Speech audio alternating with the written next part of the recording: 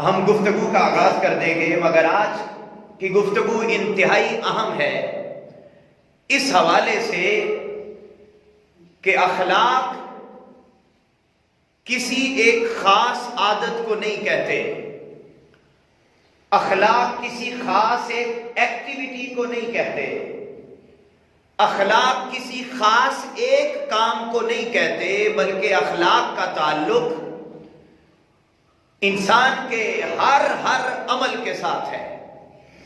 انسان کھاتا ہے تو کھانے کا تعلق بھی اخلاق سے ہے، انسان چلتا ہے تو چلنے کا تعلق بھی اخلاق سے ہے، انسان بیٹھتا ہے تو بیٹھنے کا تعلق بھی اخلاق سے ہے، انسان سوتا ہے تو سونے کا تعلق بھی اخلاق سے ہے۔ الغرض انسان 24 گھنٹوں کے اندر جتنی طرح کی ایکٹیویٹیز کرتا ہے، جتنی طرح کے کام کرتا ہے، ہر طرح کے کام کا تعلق انسان کے اخلاق کے ساتھ ہوتا ہے۔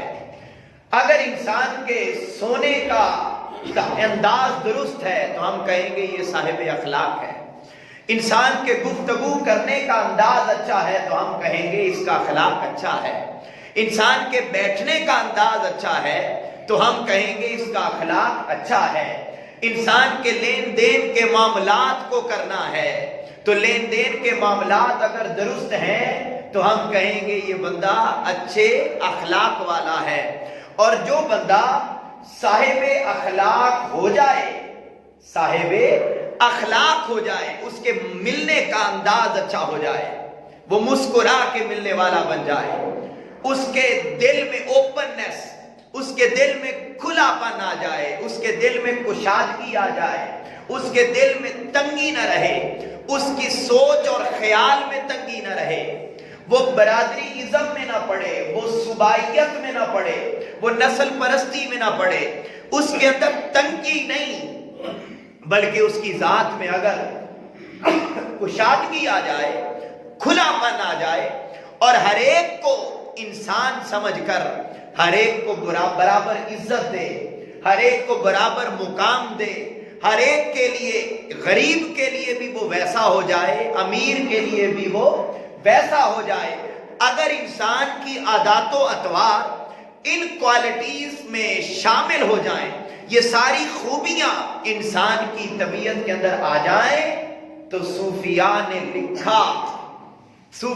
لکھا کہ وہ انسان جو صاحب اخلاق ہو جائے، جس کی عادتیں اچھی ہو جائیں، عادتوں کا اچھا ہو جانا راتوں کو اٹھ کر عبادت کرنے سے بھی زیادہ افضل ہے، تسبیحات پھیرنے سے کہیں زیادہ افضل ہے۔ اس لیے تو تاجدار کائنات صلی اللہ علیہ وسلم نے فرمایا تھا کہ جو بندہ صاحب اخلاق ہوگا، جس کا جتنا اخلاق اچھا ہوگا، وہ قیامت کے دن میری مجلس میں میرے اتنے قریب بیٹھا ہوا ہوگا، اتنا میرے قریب ہوگا۔ اب ذرا سوچئے اس حدیث پاک پر کہ تاجدار کائنات نے فرمایا جو صاحب اخلاق ہے، جس کی عادات اچھی ہیں، وہ قیامت کے دن میری مجلس میں میرے اتنا زیادہ قریب بیٹھا ہوا ہوگا۔ اب دیکھیے قیامت کا منظر ہے، سورج سوا نیزے پر ہے، ہر کوئی اپنے گناہوں کے عالم میں پریشان دکھائی دے رہا ہے، کوئی پل صراط پہ گر رہا ہے، کوئی میزان پہ تڑپ رہا ہے، کوئی اللہ رب العزت کی بارگاہ میں ندائیں کر رہا ہے، باری تعالیٰ غلطیاں ہو گئی معاف کر دے، ایک بار پھر مجھے دنیا میں بھیج دے، میں اب جاؤں گا، میں دوبارہ گناہ نہیں کروں گا۔ ہر بندہ، ہر شخص اس پریشانی کے عالم میں ہے، مگر وہ بندہ جو صاحب اخلاق ہے وہ کہیں پریشان دکھائی نہیں دے رہا، وہ محمد مصطفیٰ کی مجلس میں بیٹھا ہوا ہے صلی اللہ علیہ وآلہ وسلم۔ اور پھر آگے سنیے اس حدیث پاک کو بیان کرتے ہوئے تشریف فرماتے ہیں، وہ فرماتے ہیں کہ بھائی دیکھیے وہ بندہ جو تاجدار کائنات صلی اللہ علیہ وآلہ وسلم کی مجلس میں بیٹھا ہے، اب فرشتے آ رہے ہیں کہ اس بندے سے حساب و کتاب کیا جائے، اس بندے سے حساب و کتاب کیا جائے، پوچھا جائے کہ جوانی دی تھی کہاں گزار کے آئے، بولنے کی قوت دی تھی کہاں کیسا بول کے آئے، کیا اس زبان سے غیبت کرتے تھے، کیا اس زبان سے چغلی کرتے تھے؟ کیا اس زبان سے بہتان لگاتے تھے؟ کیا اس زبان سے گالی دیتے تھے؟ گندی فوج گوئی گندی باتیں کرتے تھے؟ تیرا گفتگو کا انداز کیا تھا؟ والدین سے بات کیسے کرتے تھے؟ اولاد سے بات کیسے کرتے تھے؟ اس زبان کو کیسے استعمال کرتے تھے؟ فرشتے پوچھنے آ رہے ہیں کہ بتاؤ زبان دی تھی کہاں استعمال کیا؟ فرشتے پوچھنے آ رہے ہیں پکڑنے کی طاقت دی تھی، بتاؤ ان ہاتھوں سے کیا پکڑا؟ فرشتے پوچھنے آ رہے ہیں قدموں کے ذریعے چلنے کی قوت دی تھی، بتاؤ کہاں کہاں گئے؟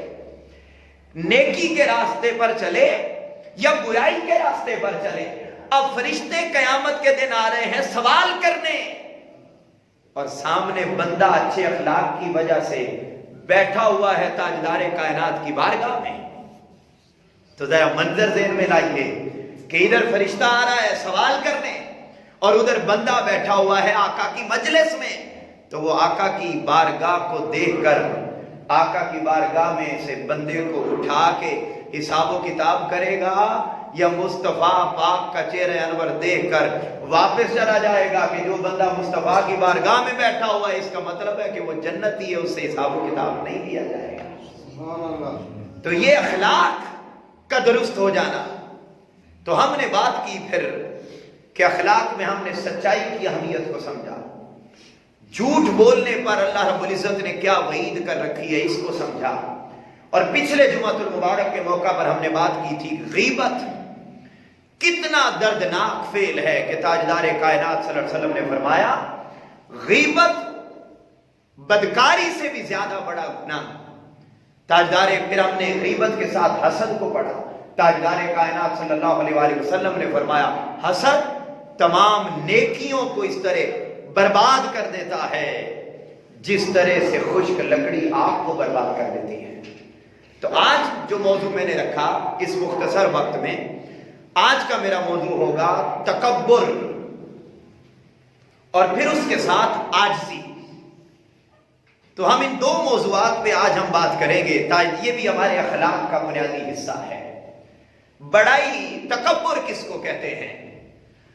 انسان جس معاشرے میں رہ رہا ہو، خواہ وہ کلاس روم میں بیٹھا ہوا ایک اسٹوڈنٹ ہے، خواہ وہ ٹیچر ہے، خواہ وہ کوئی عالم دین ہے، خواہ مسجد میں نماز پڑھنے کے لیے آیا، خواہ گھر میں بیٹھا ہے، خواہ معاشرے اور محلے میں بیٹھا ہے، خواہ کہیں کاروبار تجارت کر رہا ہے، کہیں جاب کر رہا ہے، جہاں پر بھی انسان رہتا ہے، جس جگہ پر انسان موجود ہو اور موجود ہونے کے ساتھ ساتھ اس کے دل میں یہ ذرا سا خیال آتا رہے کہ میں ان سب سے بڑا ہوں، میں ان سب سے بڑا ہوں، میں ان سب سے اچھا ہوں۔ مثلا میں یہاں کھڑا ہوں آپ کے سامنے، اور اب میں گفتگو کرتے ہوئے میرے دل میں یہ خیال آ جائے کہ یہ سب مجھے اس لیے سن رہے ہیں کہ میں ان سے اچھا ہوں، میرے دل میں یہ خیال آ جائے، میں بیٹھا ہوا ہوں مجلس میں اور میرے دل میں یہ خیال آ جائے کہ اگرچہ میں نیچے بیٹھا ہوں لیکن میں ان سب سے بڑا ہوں، کسی بھی اعتبار سے خیال آ جائے تو بڑائی کا خیال دل میں آ جانا اس کو تکبر کہتے ہیں، خیال آ جانا۔ اس چیز کو اللہ رب العزت نے اپنے آپ کو بڑا سمجھنا، اپنے آپ کو بڑا خیال کرنا کہ میں ان سب سے اچھا ہوں، اس کو تکبر کہتے ہیں۔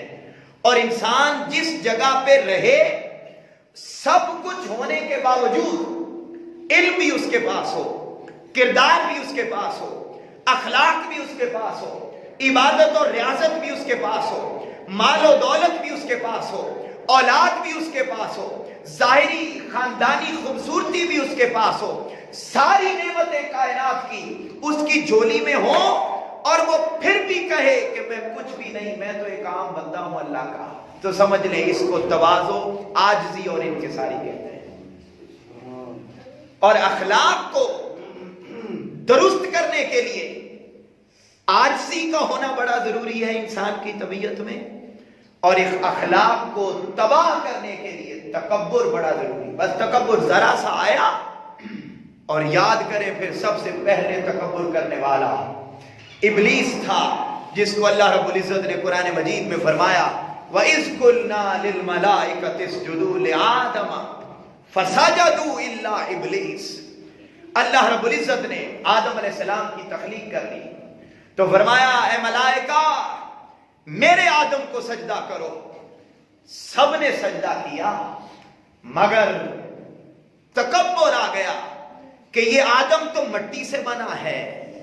ابلیس نے کہا میں آگ سے بنا ہوں، آگ کا کام اوپر جانا ہے، میری اندر میری طبیعت میں بڑا پن پایا جاتا ہے، میری طبیعت کے اندر اعلیٰ پن پایا جاتا ہے، لہٰذا میں جو نیچے ہے زمین مٹی نیچے ہوتی ہے، مٹی نیچے کی طرف آتی ہے، اس نے کہا اس کا کام نیچے جانا ہے، یہ کم تر ہے، یہ گھٹیا ہے، میں گھٹیا کو اعلیٰ ہو کر سجدہ نہیں کروں گا۔ وہ تکبر آیا، اللہ رب العزت نے فرمایا فَاخْرُجْ مِنْهَا فَإِنَّكَ رَجِيمٌ، فرمایا اگرچہ تو سارے فرشتوں کا سردار ہے، اگرچہ تو میرا مقرب ہے، اگرچہ تو میرا برگزیدہ ہے، اگرچہ تو سارے فرشتوں میں مجھے بہت عزیز ہے، مگر اے سن فَاخْرُجْ مِنْهَا، میری بارگاہ سے دفع ہو۔ سب سے زیادہ قریب ہونے کے باوجود ساری ڈیوٹی سر انجام دیتا تھا، سارے فرشتوں کا ہیڈ تھا، سب کچھ عہدہ مقام اور عبادت بھی بڑی ہمہ وقت اللہ کی تسبیح کرتا تھا، لیکن تکبر آ گیا۔ فرمایا اے ابلیس میں تجھے برداشت نہیں کروں گا، میری بارگاہ سے نکل جا، فَإِنَّكَ رَجِيمٌ، بے شک تو بدبخت ہے، لعنتی ہے، جہنمی ہے، چلا جا، میری بارگاہ سے نکال دیا۔ معزز حاضرین، وہ فرشتوں کا مقرب ہو کر، فرشتوں سے اعلیٰ ہو کر، اللہ کا انتہائی قریب ہو کر، اگر اس کی طبیعت میں تکبر آ جائے اللہ اسے اپنی بارگاہ سے نکال دیتا ہے، اور اگر بندہ مومن انسان ہو کر، اللہ کا بندہ ہو کر اگر اپنی طبیعت کے اندر بڑا پن لے آئے، یہ خیال لے آئے کہ میرے پاس یہ عہدہ ہے، میں ایم پی اے ہوں، میں چودھری ہوں، میں وڈیرا ہوں، میں سرمایہ دار ہوں، میں اولاد والا ہوں، میں مال والا ہوں، میں علم والا ہوں، کسی بھی اعتبار سے اللہ نے آپ کو جو نعمت سے نواز رکھا ہے، اگر وہ خیال آ گیا ذرا سا بھی دل میں تو اللہ رب العزت اسے اپنی بارگاہ سے نکال دیتا ہے۔ اور پھر اللہ رب العزت نے فرمایا، تاجدار کائنات صلی اللہ علیہ وآلہ وسلم نے فرمایا، مسلم شریف کی حدیث پاک، ترمذی شریف کی حدیث پاک، مشکات شریف کی حدیث پاک، اللہ رب تاجدار کائنات نے فرمایا، اللہ فرماتا ہے حدیث قدسی، فرمایا التکبر ردایا، اللہ فرماتا ہے اے میرے بندو تکبر کرنا یہ میری چادر ہے، تکبر کرنا میری چادر ہے۔ اللہ رب العزت نے فرمایا میرے محبوب میں اپنے امتیوں کو بتا دو تکبر کرنا میری چادر ہے، اور کوئی بندہ اگر میری چادر مجھ سے چھیننا چاہے، میری چادر مجھ سے چھیننا چاہے، یعنی دوسرا بندہ انسان ہو کر کوئی تکبر کرے، اپنے آپ کو بڑا سمجھنے لگے، تو اللہ رب العزت نے فرمایا التکبر ردایا، تکبر کرنا میری چادر ہے، اگر کوئی میری چادر مجھ سے چھینے گا، فرمایا اللہ فرماتا ہے اسے دنیا اور آخرت میں پاش پاش کر دوں گا اور اسے جہنم کے گڑھوں کے اندر سب سے نیچے پھینک دوں گا۔ اپنے آپ کو بڑا نہ سمجھنا، اخلاق ہمارا تباہ یہاں سے ہوتا ہے کہ ہم اپنے آپ کو اعلیٰ سمجھنے لگ جاتے ہیں۔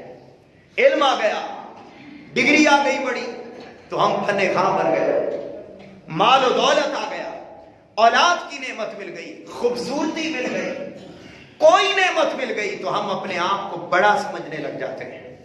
فرمایا یہ بڑا ہونا کیا ہے؟ فرمایا والذین کذبوا بآیاتنا، وہ لوگ جنہوں نے ہماری آیتوں کو جھٹلایا، واستکبروا عنہا، اور جو لوگ اپنے آپ کو بڑا سمجھنے لگے، تکبر کرنے لگے، قرآن بولتا ہے اولئک اصحاب النار هم فیہا خالدون، اپنے آپ کو بڑا سمجھنے والے، تکبر کرنے والے، اپنے آپ کو سوسائٹی میں اعلیٰ سمجھنے والے اور دوسرے انسانوں سے پیار نہ کرنے والے، دوسرے انسانوں کو کم تر سمجھنے والے، امیر اور غریب میں فرق کرنے والے، گورے اور کالے میں فرق کرنے والے جو لوگ اس طرح کے ہوں گے، فرمایا اصحاب النار ہم فیہا خالدون، یہ سارے اپنے آپ کو بڑا سمجھنے والے جہنمی ہیں اور ہمیشہ جہنم میں ہی رہیں گے، کبھی جنت کی طرف نہیں جا سکتے۔ یہ اس قدر اپنے آپ کو بڑا خیال کرنا اس قدر برا ہے۔ انسان تکبر کرتا کن باتوں پر ہے؟ ذرا سنیے، انسان کو اپنے حسب اور نسب پہ بڑا تکبر ہوتا ہے۔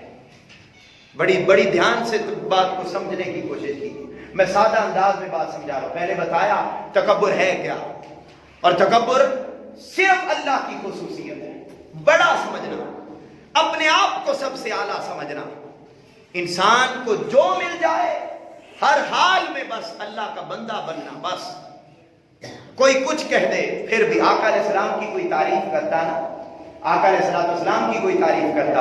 اب آقا علیہ السلام سے بڑا تو صرف خدا ہے نا، ان سے بڑھ کر کوئی نہیں ہے۔ آقا علیہ السلام کی کوئی تعریف کرتا، آپ خوش نہیں ہوتے تھے، بلکہ آپ تواضع اور عاجزی اور انکساری کا یوں پیکر تھے کہ آپ کی تعریف کی جاتی تو آقا علیہ السلام اپنی نگاہیں جھکا لیتے اور اللہ کا شکر ادا کرتے کہ مولا یہ سارا کچھ تیری وجہ سے ہے۔ آقا علیہ السلام کو امیر دعوت دیتا تو اس کی دعوت بھی قبول کرتے، لیکن فرمایا اگر کوئی خشک کھجور کی دعوت کے لیے بھی بلاتا، غریب سے غریب آدمی بھی دعوت پہ بلاتا، آپ اس کی دعوت پہ بھی اتنی خوشی اور اہتمام کے ساتھ جاتے جتنا بندہ کسی بڑے کے ہاں جاتا ہے۔ سبحان اللہ۔ کوئی فرق نہ رکھتے تھے، ہر ایک سے محبت، ہر ایک سے اپنائیت، ہم قریبی سے اپنوں سے خوش ملے، یہ نہیں۔ فرمایا کتنی چیزوں پہ انسان سب سے پہلا تکبر انسان کرتا ہے، حسب اور نسب پر۔ میں چودھری ہوں، میں جٹ ہوں، میں بٹ ہوں، آرائی ہوں، یہ قومیں ہیں مختلف۔ اب ہم لیکن یہ قومیں فخر کے لیے نہ تھیں، قرآن بولتا ہے قبائل لتعارفوا شعوبا وقبائل لتعارفوا، یہ ساری قومیں جو بنائی یہ تکبر کے لیے نہیں بنائی تھیں، یہ تو صرف آپ کا تعارف کروانے کے لیے کروائی تھی کہ کون کس قبیلے سے ہے، کون کس خاندان سے ہے، بس۔ فرمایا حسب اور نسب پر کرتا ہے، لیکن تاجدار کائنات نے فرمایا اللہ کے ہاں برگزیدہ اور نیک کوئی قوم والا نہیں ہوگا۔ فرمایا اللہ کے نزدیک عزت والا، اللہ کے نزدیک بزرگی والا، اللہ کے نزدیک سب سے بڑا وہ تصور کیا جائے گا جو اللہ سے زیادہ ڈرنے والا ہے۔ ہمارے معیارات، ہم بڑا اسے سمجھتے ہیں جس کی گاڑیاں زیادہ ہو، جس کے پاس مال و دولت زیادہ ہو، جس کا روب اور دبدبہ زیادہ ہو، جو ڈاکے جتنے ڈالتا ہو، جو خوف و ہراس جتنا ڈال سکے، ہم اسے سمجھتے ہیں بڑا ہے۔ نہیں، تاجدار کائنات صلی اللہ علیہ وآلہ وسلم نے فرمایا بڑا وہ ہے جو مصلے پہ آنسو زیادہ بہاتا ہے، بڑا وہ ہے جو راتوں کو اٹھ کر اللہ کے حضور مناجات کرتا ہے، جو غافل ہو کر نہیں سوتا، اللہ کے حضور جو جتنا جھکتا ہے۔ علامہ اقبال نے کہا تھا کہ وہ ایک سجدہ جسے تو گراں سمجھتا ہے، ہزار سجدوں سے دیتا ہے آدمی کو نجات۔ پھر کسی بارگاہ میں انسان جھکنے والا نہیں رہتا جب بندہ خدا کی بارگاہ میں جھکنے والا، اور جو زمین پر جتنا سجدہ کرنے والا ہے میرے نوجوان بھائیوں بزرگوں، وہ اللہ کے حضور اتنا زیادہ عزت والا تصور ہوتا ہے۔ پھر انسان مال و دولت پہ فخر کرتا ہے، مال و دولت پہ فخر کرتا ہے، لیکن قرآن بولتا ہے مال و دولت والو، بینک بیلنس والو، یہ تو سارا کچھ کھیل تماشا ہے، اصل زندگی آخرت کی زندگی ہے، اصل کمائی جو کام آنی ہے۔ سکندر خوش نہیں ہوتا لوٹ کر دولت زمانے کی، کلندر دونوں ہاتھوں سے لٹا کر رقص کرتا ہے۔ کلندر بننا ہے، سکندر بن کر بھی ہاتھ پھر جب جاتا ہے انسان دنیا سے تو خالی ہوتے ہیں۔ مال اور دولت ساتھ نہیں جاتا، صرف کام آتا ہے تو اچھا اخلاق کام آتا ہے، کام آتی ہے تو وہ عبادت اور ریاضت کام آتی ہے، کام آتا ہے تو وہ اخلاق اور بیہیویئر، وہ ایٹیچیوڈ، آپ کا کوئی ہمسایہ تھا، آپ نے ہمسائے سے اچھا سلوک کر لیا، آپ کی اولاد تھی، آپ نے اپنی اولاد کی تربیت اچھی کر دی، آپ کے والدین تھے، آپ نے والدین کی خدمت کر لی، آپ کے ارد گرد دوست یار تھے، تجارت والے تھے، کاروبار والے تھے، میل ملاپ والے تھے، آپ جس سے ملے، جہاں ملے، جب ملے، مسکرا کے ملتے رہے، اللہ رب العزت اسے تمہارے لیے صدقہ بنا دے گا، آخرت کے دن سب کے لیے نجات کا ذریعہ بنا دے گا۔ لیکن ہم اس معاملے میں تنگ ہیں۔ فرمایا یہ تو ایک دھوکہ ہے، مال و دولت، انسان پھر فخر کرتا ہے خوش شکلی پر، میں خوبصورت ہوں، میں پرومیننٹ ہوں سب سے، انسان اپنی خوبصورتی پہ تکبر کرتا ہے۔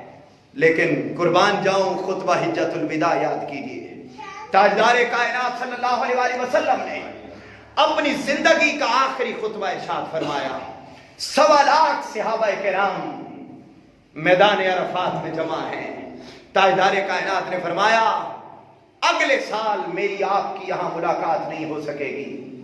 آقا علیہ الصلوۃ والسلام نے خطبہ حجۃ الوداع میں فرمایا کسی عربی کو کسی اجمی پر، کسی اجمی کو کسی عربی پر، کسی گورے کو کسی کالے پر، کسی کالے کو کسی گورے پر کوئی فضیلت حاصل نہیں ہے۔ رنگ کی بنیاد پر تکبر کرنے کی ضرورت نہیں، سب انسان آدم کی اولاد ہیں، سب کا پروردگار ایک ہے، سب کا بنانے والا ایک، سب کا پالنے والا ایک، سارے انسان بھی برابر ہیں۔ ہاں اگر فرق ہے تو صرف ایک بنیاد پر کہ مصلی پہ جھکتا زیادہ کون ہے، اللہ کی یاد میں کون مگن رہتا ہے۔ بس جو اللہ کی یاد میں آنسو بہاتا ہے، اللہ کی محبت میں جیتا ہے، اللہ کی محبت میں مرتا ہے، جس کی جوانی پاکیزہ رہتی ہے، جس کے شب و روز گالی گلوچ سے بچتے ہیں، غیبت سے بچتے ہیں، حسد سے بچتے ہیں، تکبر سے بچتے ہیں، مال و دولت کی محبت سے بچتے ہیں، جو ان سارے بتوں سے انسان اپنے آپ کو بچا کے رکھتا ہے، وہی اللہ کا سب سے زیادہ محبوب بندہ فرمایا آقا علیہ الصلوۃ والسلام نے۔ پھر انسان کو اپنی نیک عبادت میں بڑا فخر ہوتا ہے، میں اتنا قرآن پڑھتا ہوں، یہ بیماریاں ہیں دل کی، میں بڑی خاص باتیں کر رہا ہوں آپ سے، یہ دل کی بیماریاں ہیں، خیال آتا ہے، بس یہ خیال آ گیا کہ میں زیادہ قرآن پڑھتا ہوں سب سے، بس یہ خیال آ گیا دل میں کہ میں نمازیں زیادہ پڑھتا ہوں، بس یہ خیال آ گیا کہ میں زیادہ صدقہ و خیرات کرتا ہوں، بس یہ خیال آ گیا کہ میں زیادہ درود و سلام پڑھتا ہوں، بس یہ خیال آ گیا کہ میں زیادہ ختم پاک کرتا ہوں، میں زیادہ نیکی کے کام کرتا ہوں۔ سنو، اللہ کے بعد اگر کوئی ذات ہے تو صرف تاجدار کائنات کی ذات ہے، اور ہم سب کلمہ بھی کن کا پڑھتے ہیں؟ حضرت محمد مصطفیٰ صلی اللہ علیہ وآلہ وسلم کا۔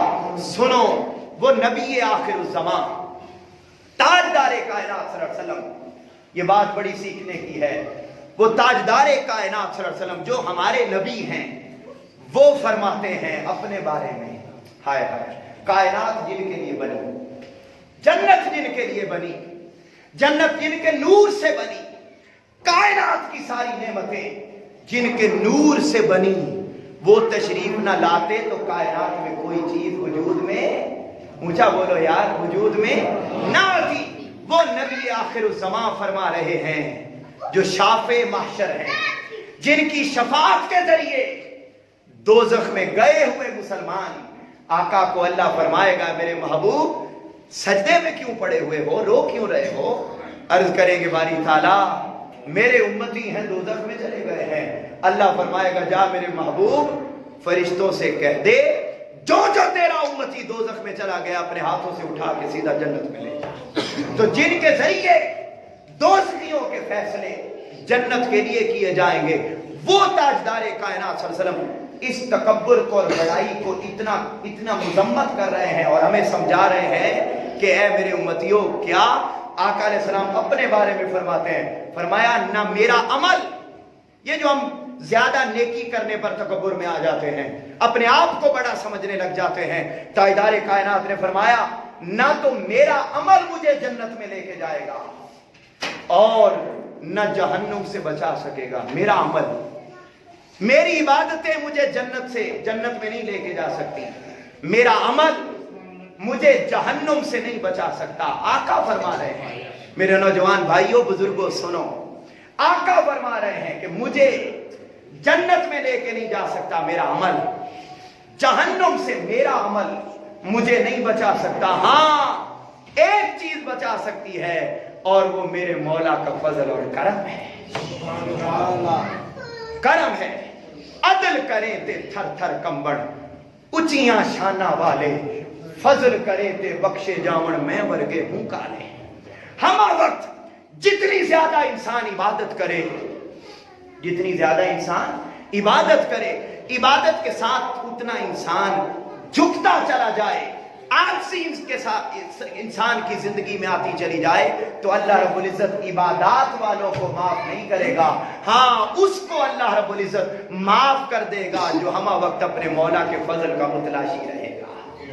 عبادتیں کر کے بھی، صدقات و خیرات کر کے بھی، ریاضات کر کے بھی، عبادات کر کے بھی، مجاہدات کر کے بھی، روزے رکھ کر بھی، زکات و صدقات، حج عمرے سب کچھ کر کے بھی اینڈ پہ انسان یہی کہے مولا میں کچھ نہیں ہوں، سب کچھ تیرا فضل ہے، تو کرے گا میرے بارے پیارے ہو جائیں گے، میرا بیڑا پار ہوگا تو تیرے فضل سے ہوگا.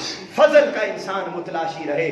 سیدنا شیخ عبد القادر جیلانی رضی اللہ تعالی عنہ آ گیا نا، جب آپ نے 40 سال عشاء کے وضو سے فجر کی نماز پڑھی، آ گیا شیطان آ کر کہنے لگا کہ اللہ رب العزت نے، اے شیخ عبد القادر جیلانی، اللہ رب العزت نے آج کے بعد ساری نمازیں تم پہ ختم کر دیں، آج کے بعد تمہیں نماز پڑھنے کی ضرورت نہیں. آپ جان گئے، سوچا کہ نمازیں تو آقا علیہ الصلوۃ والسلام پہ وہ ختم نہیں ہوئی تو مجھ پہ کیسے ہو سکتی ہیں. آپ نے پڑھا لا حول ولا قوت الا باللہ، اے شیطان مردود دفع ہو جا، تو شیطان ہے.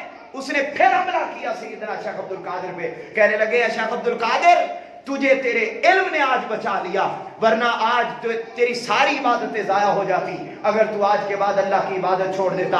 آپ نے فرمایا اے شیطان تو نے میرے اندر علم کا تکبر پیدا کرنے کے لیے مجھ پر ایک اور حملہ کیا ہے. اے شیطان مجھے میرے علم نے نہیں بچایا، مجھے میرے مولا کے فضل نے بچایا ہے، فضل نے بچایا. فرمایا یہ ہے اللہ کے فضل پر گامزن رہنا. اور علم پر پھر اگلا انسان علم پہ بڑا تکبر کرتا ہے.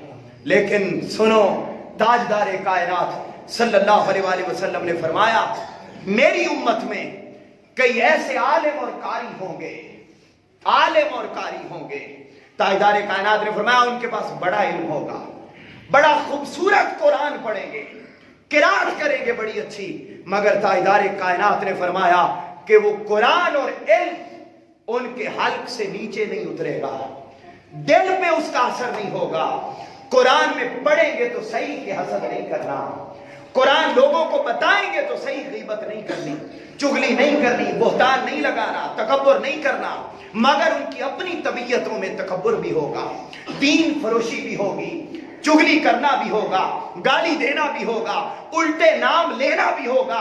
فرمایا جن کی طبیعتوں کے پاس علم تو ہو مگر عمل نہ ہو، فرمایا قیامت کا دن جب آئے گا تو فرمایا کیا ہوگا، اللہ رب العزت ایسے علماء کو، ایسے علم پر تکبر کرنے والوں کو فرمایا دوزخ کے ایندھن کے طور پر انہیں دوزخ میں ڈال دیا جائے گا. وہ عرض کریں گے باری تعالیٰ ہم تو قرآن بڑا اچھا پڑھتے تھے، ہم تو لوگوں کو ہدایت بڑی دیتے تھے. اللہ فرمائے گا ہاں تم ہدایت دیتے تھے، تم قرات بھی بڑی اچھی کرتے تھے، مگر تمہیں یاد ہے تم دنیا میں رہ کر اپنے علم پر تکبر بھی کرتے تھے. تکبر کرنے والا عالم، فرمایا جس کو اپنے علم پر تکبر ہو، قرآن بول اٹھا فادخلوا ابواب جہنم خالدین فیہا فلبئس مثوى المتکبرین. فرمایا انہیں حکم دیا جائے گا دوزخ کے دروازوں میں داخل ہو جاؤ، ہمیشہ اس میں رہو، اور جو لوگ تکبر کرتے ہیں ان کا ٹھکانہ صرف دوزخ ہی ہے، دوزخ ہی ہے. اس لیے حل عطا کیا، صوفیاء نے بتایا کہ تکبر سے بچے کیسے. فرمایا तकब्बुर से बचने का तरीका यह है कि इंसान कम खाना खाए, कम खाना खाए, जिंदा रहने के लिए खाए, खाने के लिए जिंदा न रहे, खाने के लिए जिंदा न रहे, रहे जिंदा, खाने पर जिंदा रहे, खाने के लिए जिंदा न रहे। कम ताम, फिर फरमाया कम मनाम, थोड़ा सोया करो, ज्यादा सोना भी तकब्बुर की अलामत है। फिर फरमाया कम कलाम, गुफ्तगू थोड़ी किया करो। अच्छी गुफ्तगू की बात नहीं हो रही, उससे मुराद गीबत, चुगली और ऐमी बोलते, बेमकसद बोलते रहे, चुप करना ही नहीं, खामोश तबीयत होना। ताजदार कायनात सल्लल्लाहु अलैहि वसल्लम ने फरमाया जब इंसान सुबह उठता है तो सुबह उठते वक्त जिस्म के सारे आज़ा उसके जुबान के सामने हाथ जोड़ते हैं, ऐ जुबान खामोश रहना, बोलोगी तो तुम क़यामत के दिन अजाब हमें झेलना पड़ेगा। कम कलाम, ताजदार कायनात ने यह भी फरमाया जो बंदा थोड़ा बोलता है, ताजदार कायनात सल्लल्लाहु अलैहि वसल्लम ने फरमाया 40 दिन अगर इंसान ये प्रैक्टिस कर ले कि उसने थोड़ा बोलना है, एक तो उसकी जात से तकब्बुर खत्म होगा, बड़ाई खत्म होगी, और अगला फायदा ये होगा कि वो बंदा ऐसा हो जाएगा कि अल्लाह उसके दिल को साफ सुथरा कर देगा, अल्लाह उसे हिकमत के खजाने अता करेगा। फिर फरमाया ताजदार कायनात सल्लल्लाहु अलैहि वसल्लम ने फरमाया कि आका अलैहिस्सलातु वस्सलाम हमा वक्त तकब्बुर से दूर थे, तवाज़ो का, आजिज़ी का, इनकिसारी का पैकर थे। अपनी तबीयतों में हमें आजिज़ी लाने की जरूरत है, झुक जाने की जरूरत है। अपनी तबीयतों में कभी कभी जो ख्याल आता है कि मैं इस मामले में बड़ा हूं, मैं इस मामले में आला हूं, मैं इस मामले में दूसरे से अफजल हूं, ये ख्याल दिल में आए तो अल्लाह से इस्तिग़फ़ार किया करें, आजिज़ी का पैकर बनकर। ताजदार कायनात सल्लल्लाहु अलैहि वसल्लम के अगर हम उम्मती हैं तो सुनो, ताजदार कायनात सल्लल्लाहु अलैहि वसल्लम मजलिस में बैठते तो कभी पांव फैलाकर नहीं बैठते थे। पांव फैला के बैठना भी तकब्बुर की अलामत है, पांव फैला के ना बैठते। आप देखते हैं मुख्तलिफ जगहों पर लोग ऑफिस में बैठे होते हैं, टांगे फैला के बैठे होते हैं। फरमाया ये तकब्बुर की अलामत। आका अलैहिस्सलाम 4 जानों बैठते या 2 जानों होकर बैठते, ये आजिज़ी की अलामत। ताजदार कायनात छोटा होता या बड़ा, आका अलैहिस्सलाम सबको अस्सलाम वालेकुम कहते थे। बोलिए क्या कहते थे? अस्सलाम वालेकुम कहते। ताजदार कायनात गुलामों के साथ, मिस्कीनों के साथ, गरीबों के साथ बैठकर खाना खाया करते थे। आका अलैहिस्सलाम सहाबाए किराम के दरमियान बैठते, अलग नशिस्त अपने लिए कोई ना रखी थी।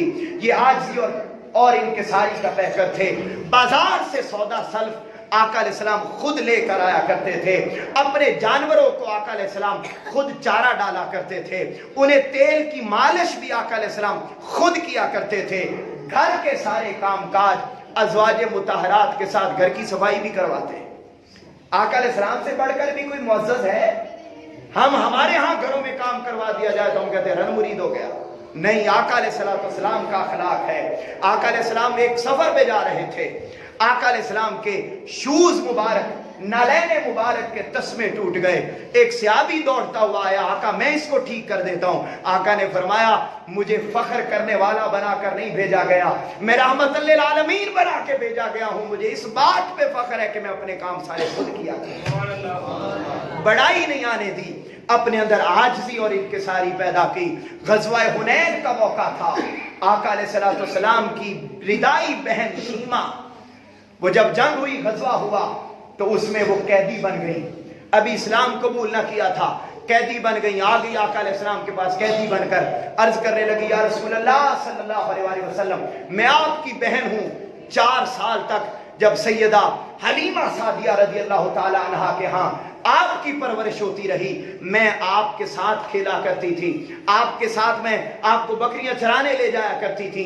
वो जब आप चल रहे थे تو بادل بھی آ کے آپ پہ سایہ کر رہا تھا، میں وہ شیما ہوں۔ تاجدار کائنات نے فرمایا مجھے یقین نہیں آ رہا، بتاؤ کیا نشانی ہے کہ تم میری واقعی وہ بہن ہو؟ فرمایا ایک روز جب ہم کھیل رہے تھے تو یا رسول اللہ صلی اللہ علیہ وسلم آپ نے مجھے یہاں ایک جگہ پہ کاٹ لیا تھا۔ آقا علیہ السلام نے فرمایا دکھاؤ کہاں کاٹا تھا؟ وہ نشان دکھایا۔ تاجدار کائنات نے فرمایا ہاں تو میری بہن ہے۔ اسی لمحے آجزی اور انکساری کا پیکر بن گئے، اپنی چادر اتار کے اپنی ردائی بہن شیما کے لیے بچھا دی تھی۔ فرمایا آؤ میری بہن یہاں بیٹھو۔ پھر پوچھا بہن میرے پاس رہنا چاہتی ہو یا واپس اپنے قبیلہ جانا چاہتی ہو؟ عرض کرنے لگی یا رسول اللہ صلی اللہ علیہ وسلم میں واپس قبیلہ جانا چاہتی ہوں۔ آقا علیہ السلام نے اسی لمحے خدمت کے لیے ایک کنیز عطا فرمائی، ایک غلام عطا فرمایا، بھیڑ بکریوں کا ایک ریوڑ گفٹ کے طور پر بھیجا۔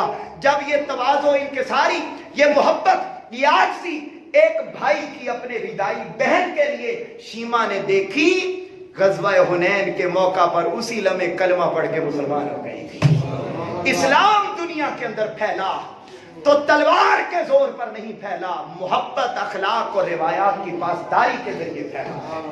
پوری دنیا پر مسلمان اسلام کو آئے ہوئے، آخری جملہ، موضوع ابھی سارا باقی ہے، میں بات کرنا چاہ رہا تھا اخلاق کو مکمل، مگر انشاءاللہ اگلے جمعہ سے نیا موضوع شروع ہو جائے گا، مگر ایک خاص جملہ سن لیں آخری۔ آپ یاد رکھیے اسلام کو آئے ہوئے اس لمحے تک 1450 سال بیت گئے۔ بولیے کتنے سال؟ 1450 سال۔ 1450 سالوں میں پہلے 1000 سال تک مسلمان پوری دنیا پہ حکومت کرتے رہے۔ جیسے آج ہم عالم مغرب سے متاثر ہوتے ہیں، کوئی وہاں سے پڑھ کے آ جائے ہم بڑا فخر فیل کرتے ہیں، ان کا لباس پہن کر ہم بڑا فخر فیل کرتے ہیں، ان کی زبان بول کر ہم فخر فیل کرتے ہیں، مگر وہ وقت بھی تھا ہم پر کہ کوئی بغداد یونیورسٹی میں آ کے پڑھ کے فخر فیل کرتا تھا، کوئی کرتبہ کی یونیورسٹی میں آ کر فخر فیل کرتا تھا، کوئی قاہرہ مصر کی یونیورسٹی میں آ کے فخر کرتا تھا۔ یہ ہر اعتبار سے تمکنت، عروج پوری دنیا پر مسلمانوں کا 1000 سال تک رہا۔ اس کی بنیادی وجہ یہ تھی کہ 1000 سال تک مسلمان صاحب اخلاق تھے۔ جب تک مسلمانوں کا اخلاق اعلیٰ رہا، در مصطفیٰ سے چمٹے رہے، آقا کی اقدار پر چلتے رہے، پوری دنیا پر راج کرتے رہے، اور جب اقدار کو، اخلاق کو چھوڑ دیا، آج 450 سال ہو گئے، ہم 56 اسلامی ملک ہونے کے باوجود بھی ذلیل و خوار ہو گئے۔ اگر عروج چاہتی ہے امت مسلمہ، اگر اپنا مقام اور وقار چاہتی ہے امت مسلمہ، تو اخلاق کے دامن کو تھامنا ہوگا، ہر ایک سے محبت کرنا ہوگی، اور آقا کے اس فرمان پر عمل کرنا ہوگا، ہر ایک سے پیار کرنا ہوگا، یہ سمجھ کر کہ بندہ مومن کی عزت خانہ کعبہ سے بھی زیادہ افضل ہے۔ ایک دوسرے کی پردہ پوشی کرو، ایک دوسرے سے محبت کرو، یہی اسلام ہے، یہی دین ہے، اور یہی آقا کی تعلیمات ہیں۔ اللہ رب العزت ہمیں ان پر عمل پیرا ہونے کی توفیق عطا فرمائے۔ وما علینا الا البلاغ المبین۔